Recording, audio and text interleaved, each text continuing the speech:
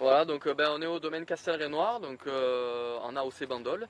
Donc petite propriété familiale, moi je représente la troisième génération. La propriété existe depuis 1855. Donc aujourd'hui on a 10 hectares, 7 hectares en Bandol. Donc des parcelles un petit peu éclatées par rapport à deux domaines où tout est dans un seul bloc. Mais ce qui nous permet d'avoir plusieurs types de terroirs différents et c'est très intéressant en termes d'assemblage sur les vins.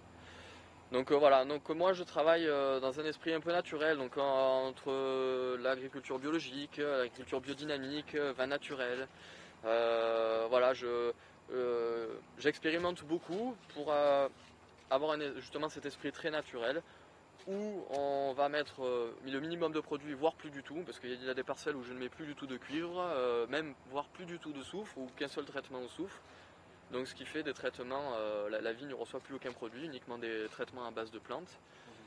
Et l'objectif étant que la vigne soit le plus implantée, le mieux implantée possible sur son terroir, dans son environnement, et avoir des raisins très équilibrés, qui va nous permettre de faire des vins très équilibrés, et des vins dans lesquels on va sentir le fruit, où on va respirer la fraîcheur du raisin. Des vins qui vont être très équilibrés entre acidité, alcool, gras, tanin. Et ce qui va faire que ça va être des vins très digestes et friands, sur lesquels on va prendre beaucoup de plaisir. On va déboucher la bouteille, on va goûter un verre, et on va vite avoir envie de finir la bouteille. Voilà. Et c'est ce qui est très intéressant, ce que les gens recherchent aujourd'hui, c'est ça, c'est avoir beaucoup de buvabilité dans les vins et pouvoir se faire plaisir. Donc c'est vrai que voilà, moi je travaille beaucoup dans ce sens-là. On a un terroir, on a un climat, on a aussi une typicité et un décret d'appellation qu'il faut suivre. Mais faire le maximum pour qu'on ait le minimum de travaux à faire au sein de notre vigne, laisser travailler la vigne, voilà, donc la laisser se développer d'elle-même.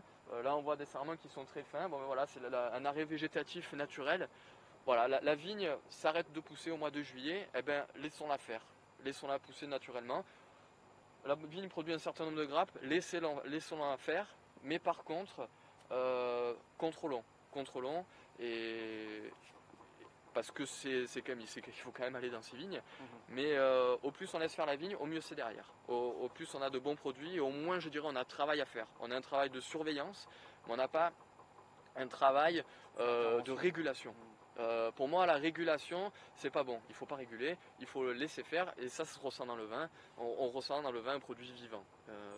Et ça, c'est quand même très intéressant. Sur une même bouteille, un même millésime, eh ben à différents mois d'intervalle, à différentes années, on va avoir un vin qui peut être totalement différent. Pas négativement, mais positivement, c'est-à-dire des familles aromatiques qui vont se développer, qui vont se complexifier. Donc, et laisser faire ce travail naturel permet tout cela. Voilà. Donc c'est vraiment la philosophie, pour résumer la philosophie du domaine, c'est laisser le vignoble s'autogérer pour apporter des vins équilibrés et buvables, digestes. Voilà.